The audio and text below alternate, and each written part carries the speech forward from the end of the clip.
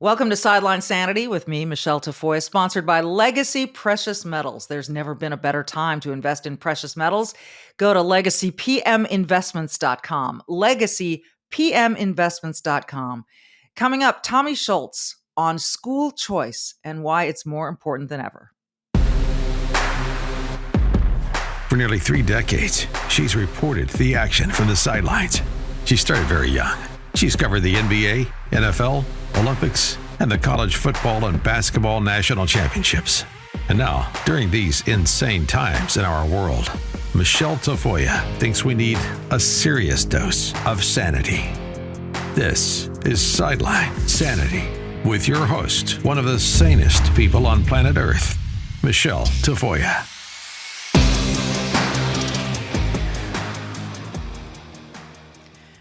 So school choice to me seems like a no-brainer. I think there are still a lot of reluctant folks out there who wonder what that means for public schools. This is a topic I love to talk about, and who better to discuss it with than Tommy Schultz, who is big into this. He is the CEO of the American Federation for Children. Tommy, it's great to see you, and especially on the heels of what just happened in Arizona. So I'm going to leave it to you to give us the quick description of what their school choice legislation means. Sure. Yeah. Arizona just, cut through the jungle in a way that no other state has done before. Really almost this kind of Sputnik moment, I think, in education going forward, to where a lot of other states are going to suddenly go, oh, wait a minute, we need to get our act together. We need to do what Arizona is doing. And essentially what Arizona did is they gave every single family in their state school choice. Probably what we should do is take a step back to say, what is school choice, right? And why is this even a topic of conversation nowadays? And so you have to almost back up into the mid 1800s when we really adopted the current system of public education that we have right now, which we adopted from Prussia. We just copied and pasted essentially to gear up for the Industrial Revolution, geared up for the wartime that we got into within World War I, World War II, which says we kind of need to produce an orderly factory worker style education system. And you still see remnants of that today in many of our classrooms, right? They're nice and neat rows and desks. You have the bells and whistles that go off for break times and switching, which really didn't make sense if you actually thought about how do we educate everybody up until that point in time. So we've kind of kept that system on autopilot. And then in the 90s, essentially, a number of states started to really wrestle with this concept of saying, what if we allowed families to go to the school of their choice rather than saying this arbitrary red line around your home, your district, your zip code? Why are we letting that define that when we could say, hey, parents, let's let you control this? So the first school voucher program in 1991 comes in Milwaukee. Then charter schools got started in Minnesota, where I believe you're from, Michele. And so all of a sudden, after 30 years, there's been this constant and slow moving expansion of these educational options. But all of a sudden, when COVID hit and when schools shut down, right, parents really got to look under the hood of the broader public education system. And a lot of parents started going, wait a minute, this doesn't make sense. So over the past year, there's been the largest expansion in history of educational options for families, fully funded from the state, which essentially it says we need to fund students rather than systems. We're going to take your tax dollars that we're already educating your child, which and when you say fully funded by... Oh, go ahead. I lost your audio there for a moment. Go ahead.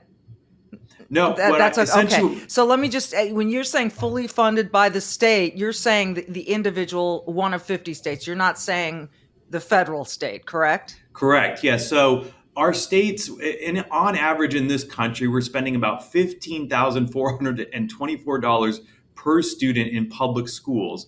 And what we're saying to do with school choice, in which we passed in more than 30 states now in this country, is that we're allowing families to control basically the state portion of their education funding. You can't really touch federal funding, can't really touch the local funding, but you can touch the state funding with state laws, and that's what Arizona did, which is essentially is giving families roughly $7,000 to fully control for their child's education. So they could spend that on public or private school tuition. They could spend it on homeschooling expenses. All 1.1 million students in Arizona now have this option. And you can imagine, Michele, it's the parental interest in this is going gangbusters. They're finally saying, wait a minute, we get to kind of override the school board. We get to fully be in control of our education funding. That's what's just so amazing about what Arizona did. And I'm hopeful that many, many more states really follow suit here in the coming year. The only reason I want to get a little in the weeds on this Arizona thing is that I have a good friend out there who is not happy about this passage of legislation. According to her, again, this is just from our casual conversations, this school choice law was put before the voters twice and twice voted down. My feeling from her is that it was voted down because they were concerned about this money coming away from the public school system, and it would leave a lot of kids still in public school with less funding, while, as it was put to me, the rich kids get another $7,000 to put toward their private tuition. What happened? Why was the legislature able to pass this when, I guess, the voters weren't overwhelmingly in favor of it? So, yeah, your friend is referring to a couple of years ago, there was a law that there was a school choice program already on the books in Arizona serving about 11,000 students, a really limited pool and defined pool of who could even be eligible at that point. Basically, students with special needs or who had been zoned to a certain kind of low-ranked school, D or F ranked school, kind of a really clunky mix that was actually hard for families to sort of understand, am I eligible? Can I even get access to this? So a few years ago, the legislature expanded it to basically include mostly lower income families as part of this bigger expansion. And Arizona has, not to get too boring and really in the weeds, but you wanted to get into it. So I did. Arizona has this interesting system, as do most Western states, about ballot referendums. So voters can take a law or something to the ballot that then voters can then vote on in November. And so Arizona passes this big expansion. Then voters, or well, rather a series of interest groups, mostly funded by the teachers unions and some of these other groups, said, wait a minute, this could be a death knell to public education. And they pushed all the talking points that it seems like your friend got, which is that this is going to rob us. This will only pay for rich kids, which again, It's already limited to, a means tested lower income population.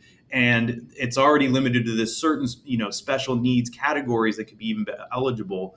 But look, to gather these signatures, the teachers unions, the folks that were really trying to gather these signatures to get this onto the ballot, they're not really limited to the truth in that regard. So This goes to the ballot, and again, to get really weirdly technical, ballot referendums have two different options, right? It's either yes or no. So yes, the expansion stays in place, or no, it gets struck down.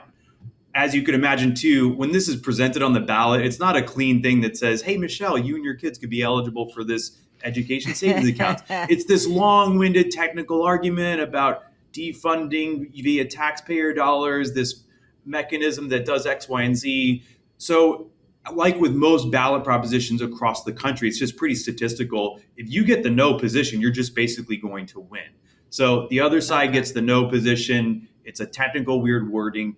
And even another weird variant of this law was such that in Arizona, they have this thing called the Voter Protection Act, which essentially says if something wins at the referendum level, so if this school choice expansion at that time won, it's essentially permanent. You can't even make a single technical change to it. Arizona just has this weird, clunky thing that says you can never, even with new legislation, reform a law that was protected under a ballot referendum. So all which is to say, we didn't even support via our organization that ballot referendum because we knew that, well, wait a minute, there may be some technical fixes. You don't want to create a permanent education law like we did in most of the country back in the 1850s, as I referenced earlier.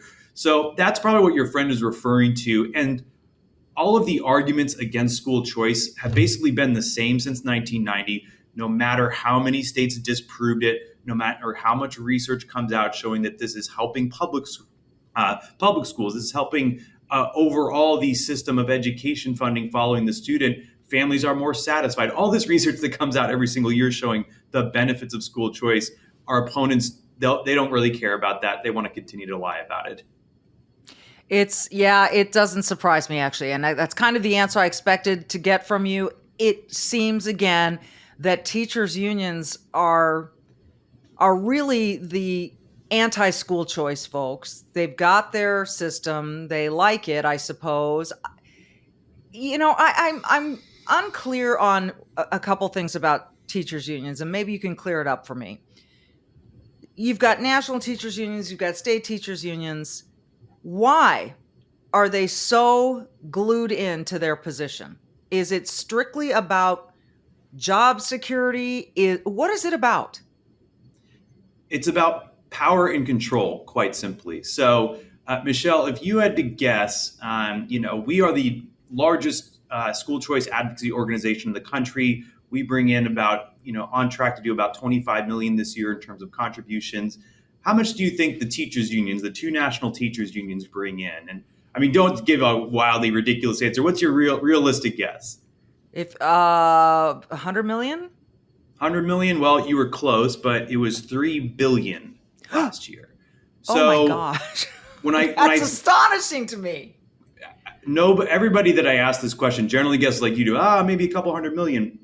That 3 billion basically represents they are pulling out roughly $1,000 from the 3 million public education employees, which doesn't just only include teachers, right? They're also organizing graduate students. They're organizing garden variety school employees at all levels. So they're bringing out on average around $1,000 per individual there, which is always why you see them push new laws saying we need to hire new administrators. We need to bring in X, Y, and Z new positions into the school system. It's why over the past, 20 years, you've seen this 88% increase in administrative staff across our school systems, whereas we've only grown in terms of students 8% or in teachers 8%, right? So again, it's about power and control. Like you said, they like this system because they're bringing in so much money. They're deploying this across the whole political spectrum by electing lawmakers who they then sit across the table and negotiate collective bargaining contracts with, right? So it's this racket of a cartel, essentially. And I mean, in the most pure definition of those words, what they're running here is fundamentally against families. It's fundamentally about the best interest of students and even the best interest of teachers. So to your friend in Arizona that brought up the point about, well, this might hurt public schools or whatever. Think if you're a public school teacher, and I think any one of your listeners who is a public school teacher, the average attrition rate of a public school teacher is basically 4 years, which is roughly the same as an NFL player, right, Michele? Yeah. And then you throw in, every public school teacher who's told, well, if you want to make more money, you have to go into administration, which most public school teachers might say, well, I'd rather be in front of the classroom with the kids. That's why I got into this. In a system of school choice, you could have now a great public school teacher in Arizona go, wait, I could start a school with maybe 10 to 20 kids in my neighborhood, and I could be bringing in roughly $140,000 in revenue. What are we talking about here, right? So that's where all these, like the lies of the teachers unions, they don't want to tell the great public school teachers that, well, if we had a choice system, you could actually educate fewer people, you can get paid more. They don't want to tell them that, right? Right. Of course, it's troublesome. And I think what part of the trouble comes from for most people is you look at teachers, and we love our teachers. And as you said, boy, the attrition rate, and I see it in private schools and public schools around my neighborhoods, the teachers that leave. And so we want to think the very best of our teachers and the best of our, and so that name teacher, it's just got this halo around it, right? And so they couldn't possibly be part of something that was ill-conceived or based on control and money and all these union stuff. And so I think there's this image. But during COVID, as you said, we got a glimpse behind the curtain of what goes on in some of these school boards, school districts, and parents didn't like what they saw. We're going to talk more with Tommy Schultz. Again, there's so much going on with school choice right now. And to me, it's invigorating. It's exciting. And I think to a lot of people, it's a little scary, but we're going to touch on more right after this.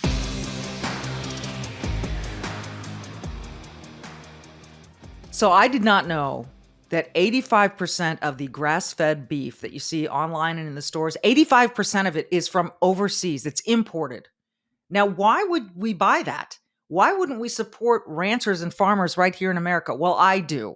And I do it through Good Ranchers.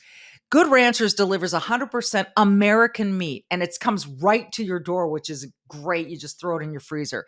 They guarantee you that the meat is born, raised, and harvested right here in the United States so that you know where it comes from and you know who you're supporting. You're already buying meat, so why not buy it in a way that strengthens the American farm? Supporting American causes can feel great, and with Good Ranchers, it also tastes really good. Sometimes it's tough to get everyone to the table, but with Good Ranchers, everything comes individually wrapped, so it's easy to pull out one steak and cook it for yourself or split it with someone. Some of them are seasoned and you can cook it however you want. Throw it in the skillet, throw it on the grill, bake it in the oven. It always tastes great. It's not like one delivery is great and the next one isn't. Every box is superior in quality, flavor, and value. Good Ranchers is a company that supports American agriculture and business, and they support us and what we do here on Sideline Sanity. So I love to support those who support us. Make sure you use my code TAFOYA, TAFOYA, to get $30 off your order plus get free express shipping. That's a great value. You can make gatherings at the table common again with Good Ranchers. Take advantage of this offer before it's gone. Go to goodranchers.com/Tafoya, TAFOYA, to start bringing people to the table and bringing great food to the table from Good Ranchers, American meat delivered. Back with Tommy Schultz. Supreme Court, the First Amendment bans states from excluding religious schools from school choice programs. This was one of those really interesting decisions in this term of the Supreme Court, Tommy. What does it mean? Yeah, so taking a step back again to almost the founding of our country and where just how wild and wacky the education history is of this country. The very first, compulsory education law in this country was in 1647 in Massachusetts, I believe, and it was called the Old Deluder Satan Act, right? Because essentially what they didn't want was when we had this new colony system coming over from Europe, we didn't want to have our children kind of rambling about. We need to keep them in these public schools and in these kind of public school dynamics that were growing at the beginning of the revolution. It was really a pretty religious heavy institution. And then fast forward about 100 years, and this is where the Supreme Court case this past month really comes into play. About 100 years later, most of the public schools were kind of a Protestant style public school. They're reading the Bible, they're teaching, they're doing even bits of theology, there's prayer in school, you name it. But all of a sudden you had this wave of Catholic immigration coming into the country. And that really upset kind of the Protestant balance because these essentially Italians and Irish kind of immigrants were saying, I want to go to a Catholic school, which was a private school at the time. We want to get state funding for this because we're paying all this in education, taxes and whatnot. And so there was this movement afoot in the mid 19th century led by a guy named James G. Blane at the federal level to push a national federal constitutional amendment that would have said no public dollars can go to private schools. But at that time, it's, the very different kind of definition of what we think about a private versus public, whereas back then it was meaning we don't want the money going to Catholic schools. So that fails at the federal level, comes really close. 30 plus states actually implement their own form of what is called a Blane Amendment at the federal level, or at the state level rather. And essentially, as fast forward another 100 years or so, as we really kind of made public schools completely devoid of any sort of religious overtones, at least in the kind of traditional sense, essentially these Blane amendments still stuck around. And then once we start passing all these school choice laws in the 90s, the teachers unions then go, wait a minute, let's use this as a way to block school choice because the way that it's written in most of these constitutions says no public dollar to private schools. Again, a very different meaning than what it was before. But essentially the Supreme Court then comes in 2002. It's called the Zellman ruling, which said the Ohio school voucher program, it doesn't violate this sense of church and state separation, which isn't even in the Constitution. But the private money for the voucher program in Ohio was going to the parents. If the parent so chooses a private school, that's no different than like, Michele, if you're getting a Social Security or your parents are getting a Social Security benefit and they choose to take that money to a private or religious, store or something to spend it. In the same way with Medicare or Medicaid, they're not restricting you from going to a religious hospital, right, to get your medical services. Same concept. So then a couple decades later, I think in 2017, another Supreme Court ruling comes up in this kind of wacky scenario where a local like preschool was wanting to use this government program to essentially use recycled truck tires for playground equipment, but it was a Lutheran school, and the state said, no, no, no. Our Blane Amendment says that no public benefits can go to these private religious schools. The Supreme Court's like, again, this is a ridiculous notion. Why, it's violating the First Amendment free exercise clause that you're actively discriminating against religious groups for any number of reasons. So this court case dealt with a weirder quirk that came from that, which essentially said in Maine, Maine and Vermont have these old school kind of town tuitioning programs where, because they're such rural states, they have this dynamic where they don't even have a public school sometimes in your local jurisdiction. So they will pay for you to go to a private school if there's one closer to you.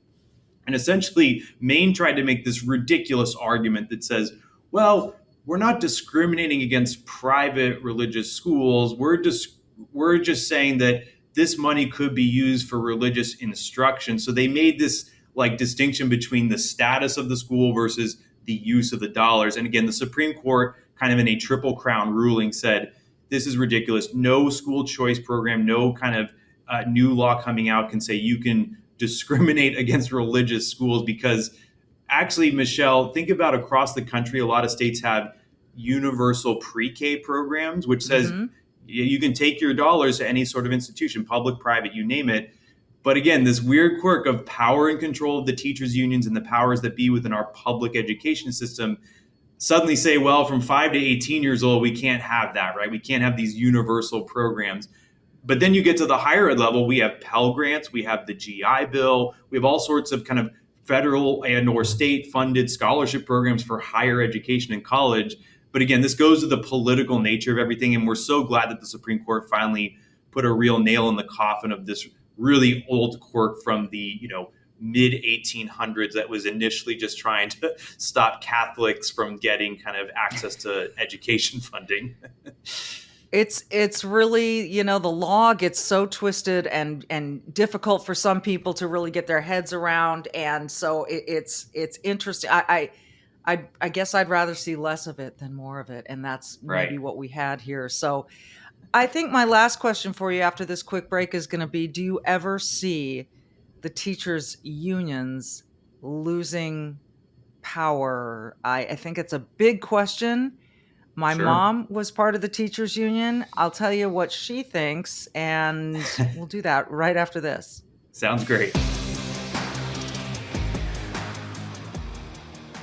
Well, if you look back at November of last year, since then the stock market has plummeted. But you know what's been on the rise? Gold. Gas prices are insane. The stock market is so volatile, it's crazy to watch. Inflation is worse than it was a year ago. And we have this war going on between Russia and Ukraine that we hope doesn't spread any further.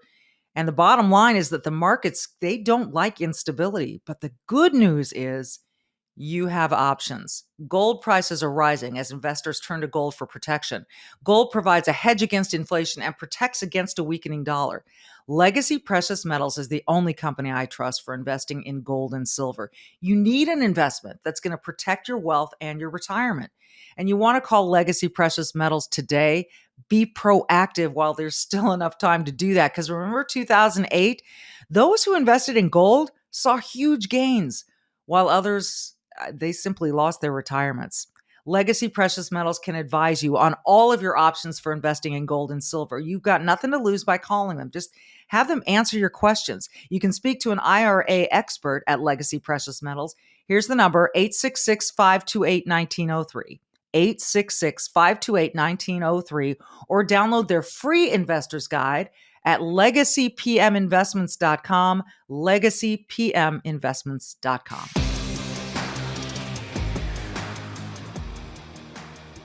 Back with Tommy Schultz, the CEO of the American Federation for Children. We are talking about school choice. My mom was a school teacher, a public school teacher. I say this a lot because growing up, it was all about public schools in my life and all the way through undergrad. The first private school I ever went to was for grad school. I went to the University of Southern California. My husband never went to a private school all the way through college, and we assumed we would raise our kids through the public school system.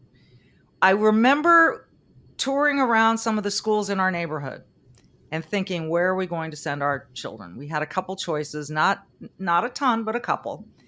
And I remember this one school saying, well, we have art for now, and we have music for now. And I remember thinking to myself, budget cuts, budget cuts, budget cuts.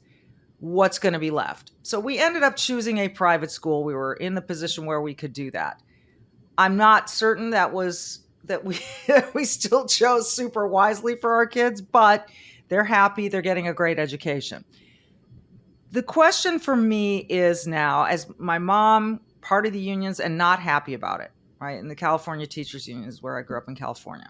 Gotcha. Are these unions ever going away? Is there ever going to be a time where we've just got a bunch of really great options? I assume there will always be public schools. I don't know. What is your vision? Well, I think to the first part of your question, which is, what happens to the teachers unions in the future, right? I think by and large, the states that really push pedal to the metal on school choice, you're going to start to see a shift in the kind of power dynamics of teachers unions versus teachers, right? You're going to see a lot more teachers going, wait a minute, why am I paying all this money, $1,000 a year, basically on average, into this union, and what are they fighting for, right? I'm not necessarily getting a pay raise, even though they keep telling me they're getting more money for our schools. I'm not seeing it. And you actually see the unions use this as part of a strategy, right? They will talk about budget cuts. They will talk about teachers are raising their own money for classroom supplies. Exactly. You hear that all the time. Yes. And it's even more kind of outrageous when you hear about that, as even in recent months, I saw the head of one of the national teachers unions posting about this. And it's like, wait a minute, let's just a quick bit of math here. The federal government during COVID sent $192 billion to the states to spend on K through 12 education, right? Which, Michele, that's enough for basically every single kid in America, rich or poor, middle class. That's essentially enough to give every single kid a $3,300 check, right? So when you're hearing from the teachers unions that all of a sudden, like, our schools are chronically underfunded right now, actually, the exact opposite is what's happening, which is every one of these school districts, state education agencies, they're all saying, we don't even know how to spend this much money. We have so much that we're just awash with.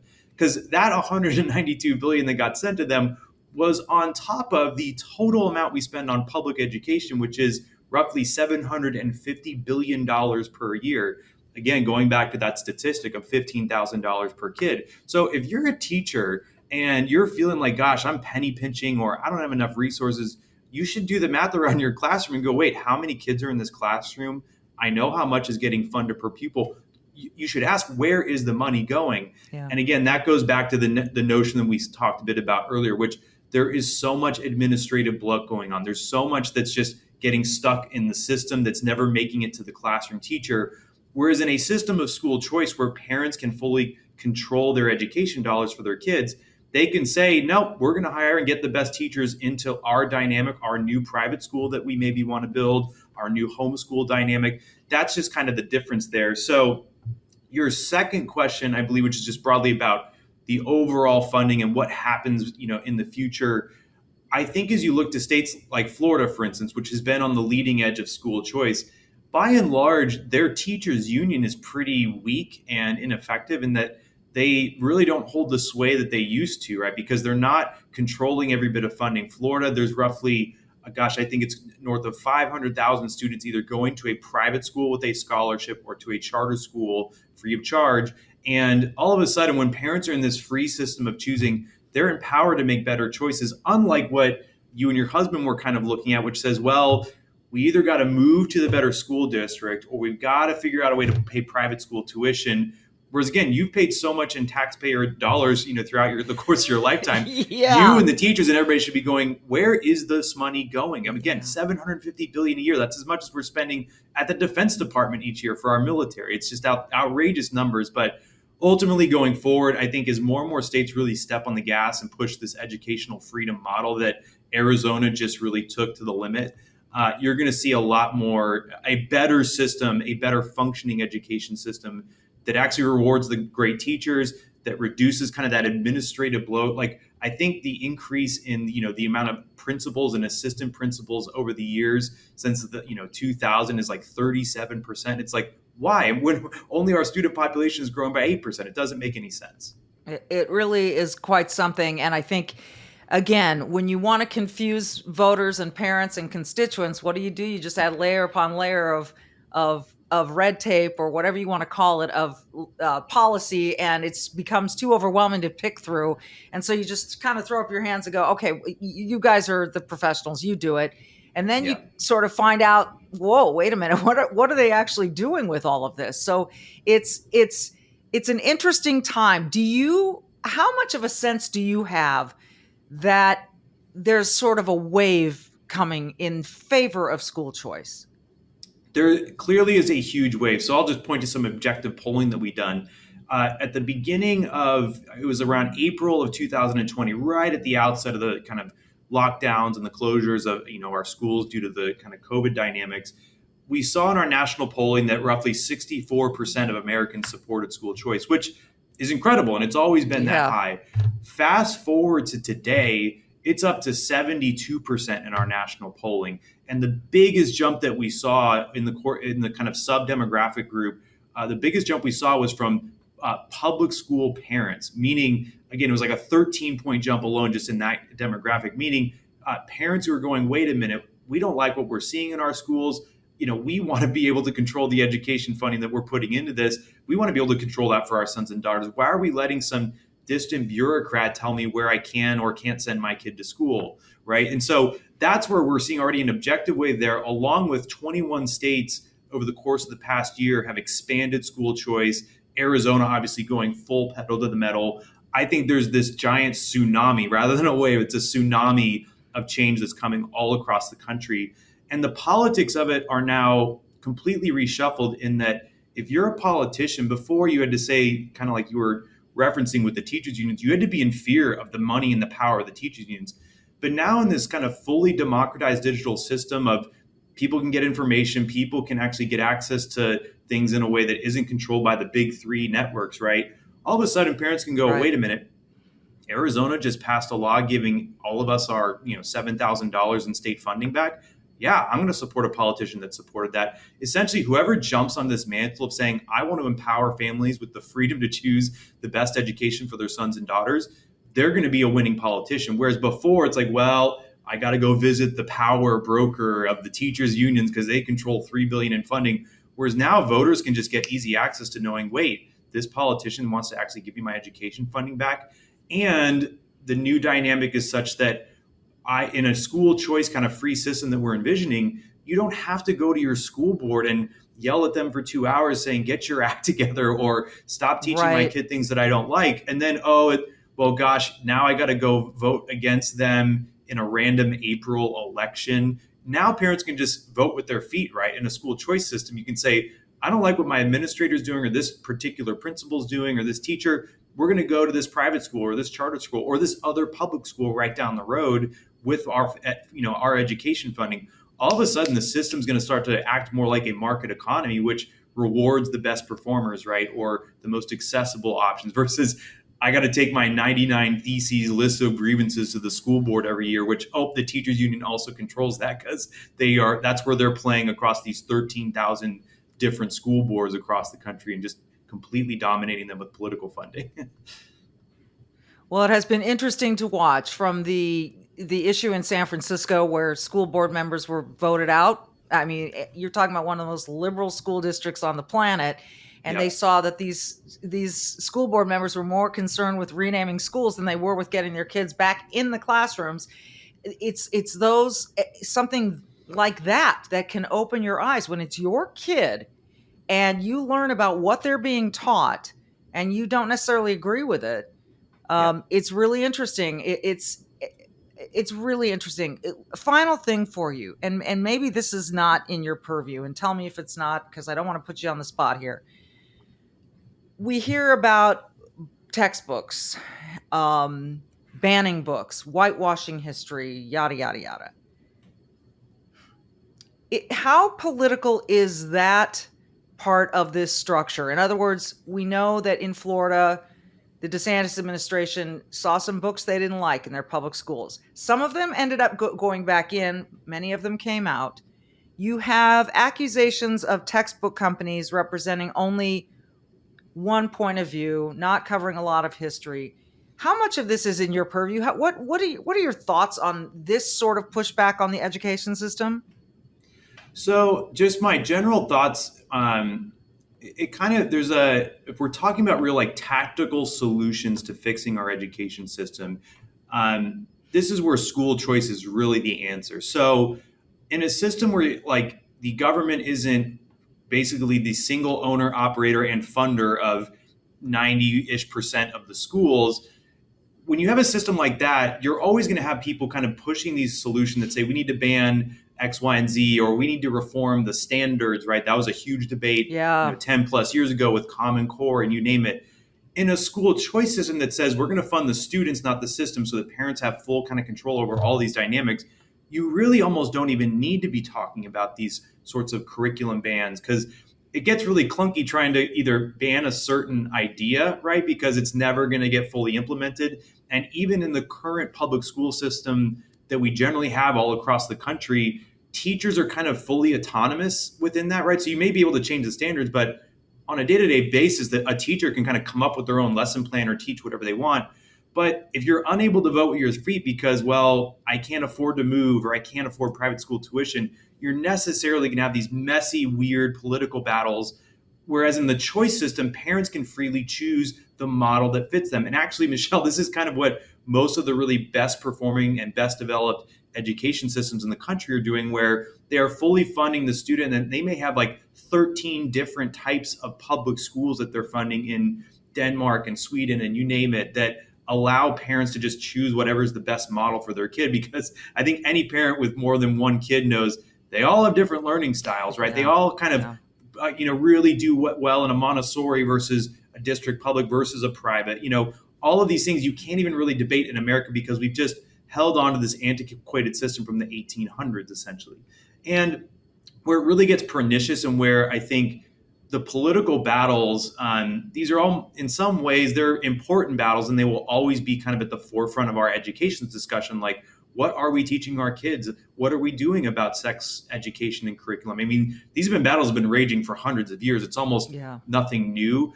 But where it really gets just jaw dropping, and it's really for us in the school choice movement, where we've been at this for 30 years, talking about these issues of our reading and literacy rates are unbelievably low. Our math scores are terrible. China and all of the rest of the world, they're just kicking our butts. And even in 1983, you may have remembered this seminal report that came out called A Nation at Risk, which in 1983, when things were a little bit better in terms of some of our education performance metrics, in 1983, we had this kind of line in this report that said, if a foreign power were to impose upon us this type of education system we have with the results it's getting, we would view it as an act of war. Fast forward 40 years now, and it's even worse, right? And we're not really talking about that. We're not talking about like some of these, city by city statistics of just how devastating and generationally poverty-inducing statistics that we've had. And I mean, Baltimore is one of the worst examples that I point to. Michele, there was a report in 2017 that came out.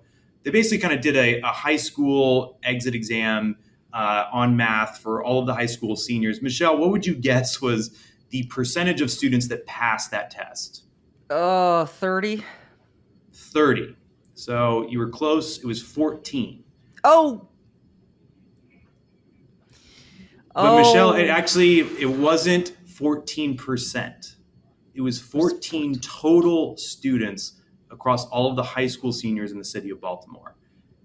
That is the type and the depth of the crisis that we're talking about here, right? Because even the statistic you just said, which is 30%, that's kind of the national average, 38% proficiency rates across our public schools.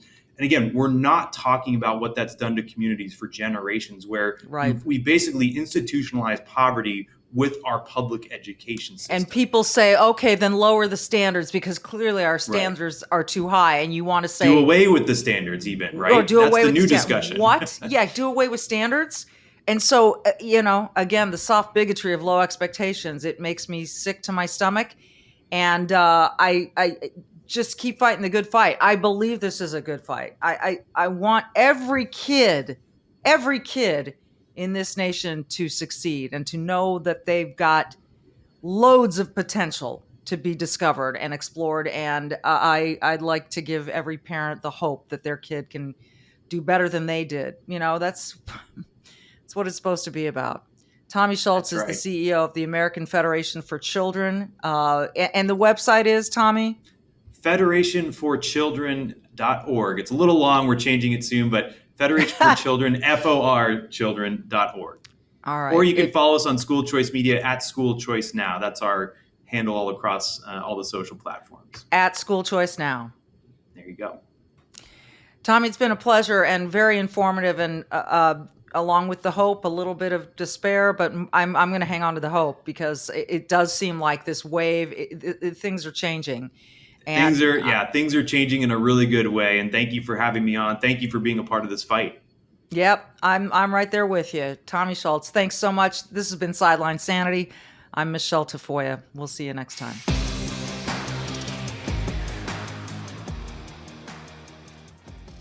So with the economy the way that it is, which is not great, makes you think about what is smart investing these days. I was given a gift of gold by my mom. My husband and I were gifted some gold for a wedding anniversary, and we're really grateful. And I am really grateful to Charles Thorngren, who joins us now from Legacy Precious Metals, a sponsor of Sideline Sanity. Charles, we appreciate you so much. We're hearing more and more about how inflation ain't transitory after all, and it may be here a while. And, food shelves the lines are longer. This is really, it's not the America I grew up in, and it's worrying a lot of people. So if someone's thinking about investing, what do you tell them? It's an interesting conversation. Investing nowadays, we want to go back to kind of the basics, really, where diversification has always been key. And we hear it. We've been told it ad nauseum, diversify. And then everyone puts all their money in the stock market and wonders why, when there's a pullback, they're in trouble. Diversity means asset class diversity as well. Some real estate, some precious metals. These are the things that gives your portfolio the legs to stand through all the storms that will happen financially. And we know that they happen. They happen continuously and they recur. So that's what diversity is truly meant to do. And that's why people used to talk about diversity. So when people see the value of the dollar declining or they see inflation, how do you get the average person like me to understand that gold can still be appreciating or that gold can protect against that stuff? How does that make sense for people? The easiest way to look at it is if you look at gold, right? Gold is the anti-dollar investment. As a dollar gets weaker, gold gets stronger. And we know that because it takes more dollars to buy that gold, just like cars cost more now, right? Anytime you have inflation, the item that you're buying costs more. The difference with gold is that it doesn't devalue. It's considered an alternative currency. Basically, when you say that I don't have complete faith that this financial system is not built on a house of cards, or I don't have complete faith in what the current Fed is doing to fight inflation, this is where gold comes in. And this is where we see people increase their amount of gold, because a diversified portfolio should have some gold regardless. We need to remember that the United States Fed says 2 to 3% inflation is ideal.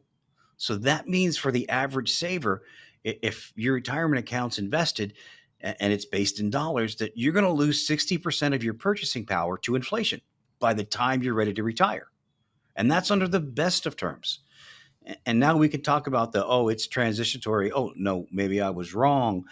Maybe we need to do half basis points every month for the rest of the year and then see where it's at next year.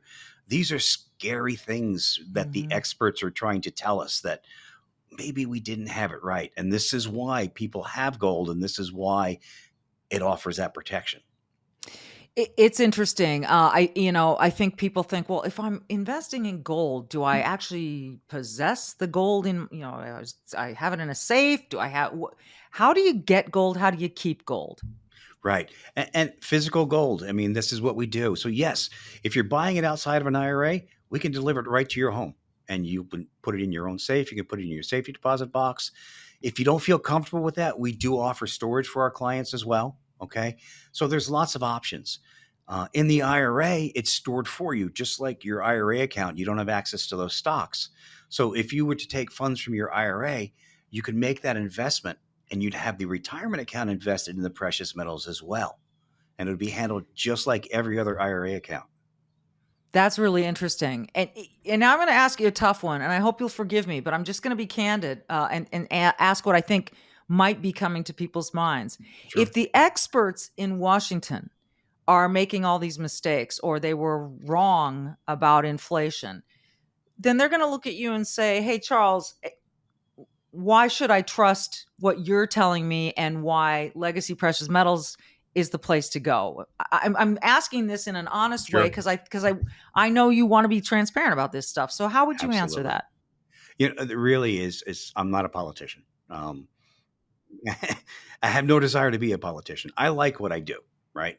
I help people prepare their finances. I help people with their retirements. I help people set up their funds so that their children and their grandchildren have something that's there.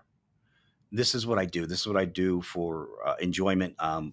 Very big in economics. Um, but metals is that thing that it's an alternative asset, right?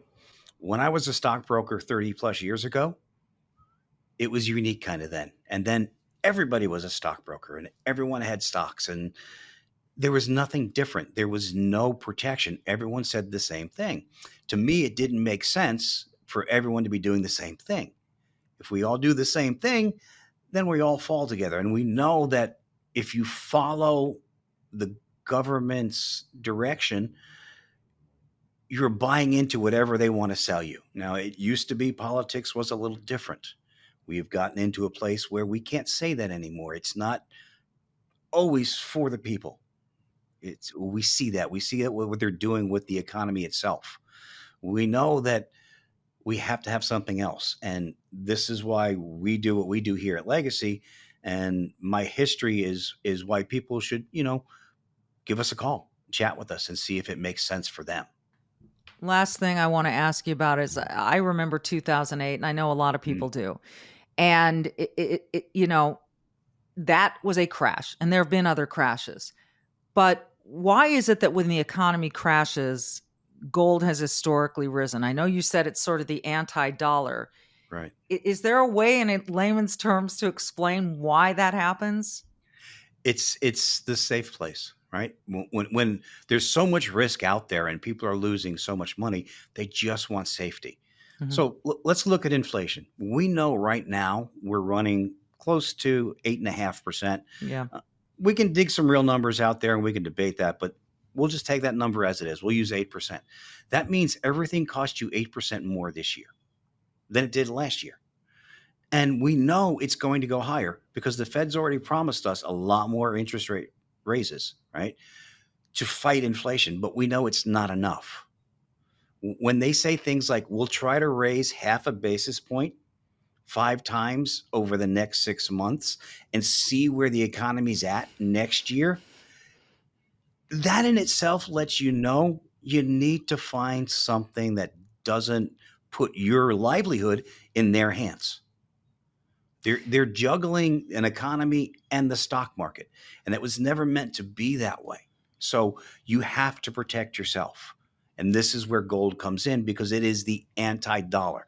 The weaker the dollar gets, the stronger gold gets. And, 2008, I remember after it happened, the people that would call and try to salvage their retirement accounts, and it was a very devastating time. People would call and they would be crying that they can't retire now. They have to continue to work.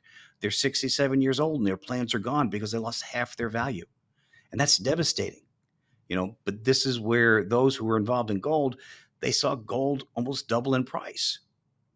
It offset the losses. It offset the losses. So again, Charles is not suggesting that you put all your money in one No. place, that not even gold, but Diversify your assets, and precious metals is a good way to go. And Legacy Precious Metals is the only company I trust when I talk about and do my investing in gold and silver. And you can contact them as well. LegacyPMInvestments.com, LegacyPMInvestments.com. I don't know why you would waste another minute thinking about it. Just talk to them. I mean, just ask them, see what your situation can manage and handle and might require, and just get some answers. Charles, I appreciate your time. Thanks for this. It's been very educational. My pleasure. My pleasure. Thank you.